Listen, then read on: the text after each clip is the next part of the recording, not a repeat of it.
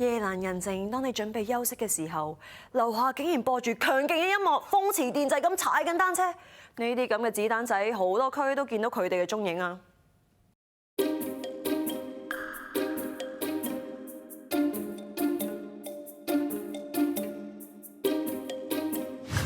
踩單車本來係健康嘅活動，但係近年多區先後出現單車亂象，將軍澳、屯門、荃灣唔同形式嘅違規行為喺各區出現，而居民嘅投訴亦都從未停止過。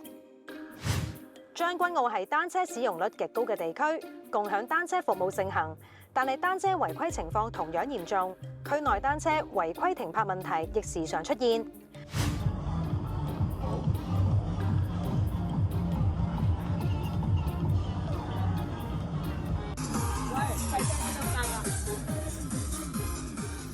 除咗違泊問題，噪音滋擾問題亦存在已久。有議員指深夜時分播放強勁音樂會嚴重影響區內居民嘅作息。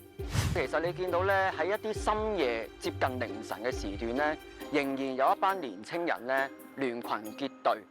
即係俗稱子彈仔啊！咁啊會喺夜間咧發出一啲噪音上面嘅滋擾。咁我哋通常咧就係會一大班人啦，咁啊前後有人睇水啦。咁啊，中間咧係一個即係大喇叭啦，咁係會惡意地咧播放一啲大聲嘅音樂咧，影響人哋作息㗎。咁啊，之前咧我哋都同警方其實都反映咗呢個問題嘅。咁啊，警方咧其實都有加強去處理㗎。咁啊，而家雖然就減少咗呢個情況啦，但係間唔中喺一啲週末嘅時間啦，係去到凌晨嘅時間咧，仍然係有呢啲嘅即係聲浪係發出嘅。咁我哋希望咧，即係相關嘅政府部門咧，都可以加強喺深夜上面嘅巡邏，以至咧加強執法。千祈唔好純粹就係一個警告，因為如果要警告嘅話咧，其實呢個問題唔會持續咁耐嘅，已經警告咗好多次㗎啦。係應該咧係要即係真真正正去執法咧，先至可以去處理呢個問題咯。屯門嘅單車亂象更延伸至港鐵範圍，網上流傳一段短片。見到一名年約13、14歲嘅男童喺港鐵站內大堂踩單車，單車後座綁上2個大喇叭，期間男童仲用粗口謾罵站內市民。根據香港鐵路附例，任何人喺鐵路處所內不得造成滋擾，違例者可被檢控。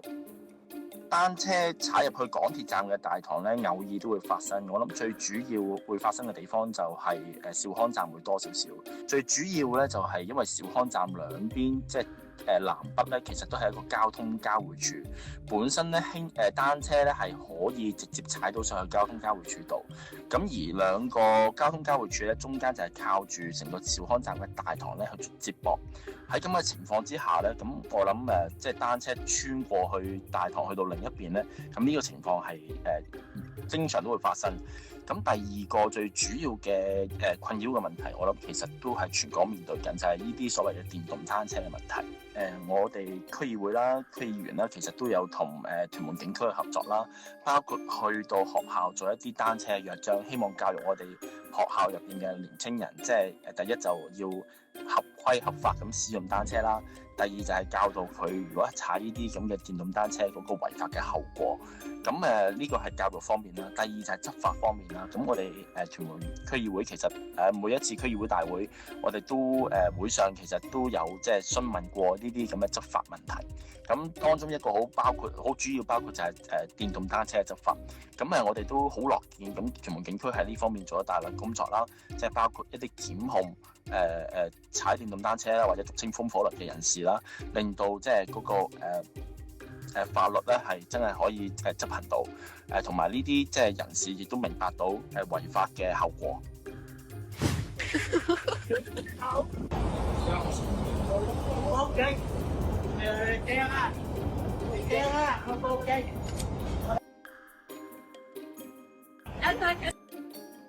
而最近荃灣嘅單車亂象已經由滋擾升級為襲擊。網上影片見到數名騎俗稱子彈仔單車嘅青少年喺荃灣西海旁一帶滋擾途人，向長者投擲濕紙巾以及潑水等。警方經調查後，以涉嫌普通襲擊罪拘捕4名本地男童，年齡介乎12至14歲。其實荃灣西鐵站出嚟嘅荃灣公園，經常有人踩單車高速穿梭啊。不過公園入面係嚴禁踩單車㗎，所以成日都發生衝突啊。其實而家呢個位置咧就係荃灣西鐵站嘅出口啦。咁啊好多街坊咧都會沿住西鐵站咧，咁就去唔同屋苑啊、唔同商場啊咁樣。咁啊尤其是咧，因為而家呢個荃灣公園嘅範圍咧，其實基本上咧就好多屋苑就圍繞嘅。咁啊加上咧，你見到呢度咧，其實係天橋底咧就更加多人行。咁啊因為咧即係平時落雨啊或者太過曬嘅時候咧，啲街坊都好習慣就行呢條路咁樣咯。我哋都收到街坊咧有關即係一啲單車街童嘅滋擾事件，咁啊包括咧，即係佢哋會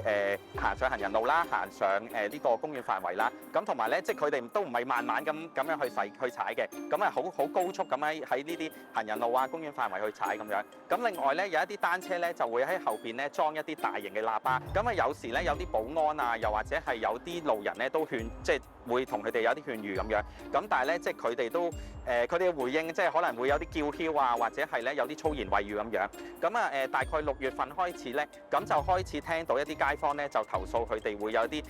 用單車碰撞街坊嘅一啲情況，包括咧有個荃灣嘅街坊佢個小朋友咧就撞到流血啊，要送入醫院咁樣。咁啊去到7月頭開始咧，就開始聽到咧即係有一啲主動襲擊嘅行為。咁啊包括咧網上片段睇到嘅即係掟雜物啊，或者係一啲潑水啊咁樣咯。咁就住啱啱發生嗰啲情況咧，有冇做咗啲乜嘢應對嘅措施咧？收到街坊一啲投訴之後咧，咁我哋都會係主動同警方、主動同康文署咧去即係講翻啲事件啦。咁啊同埋咧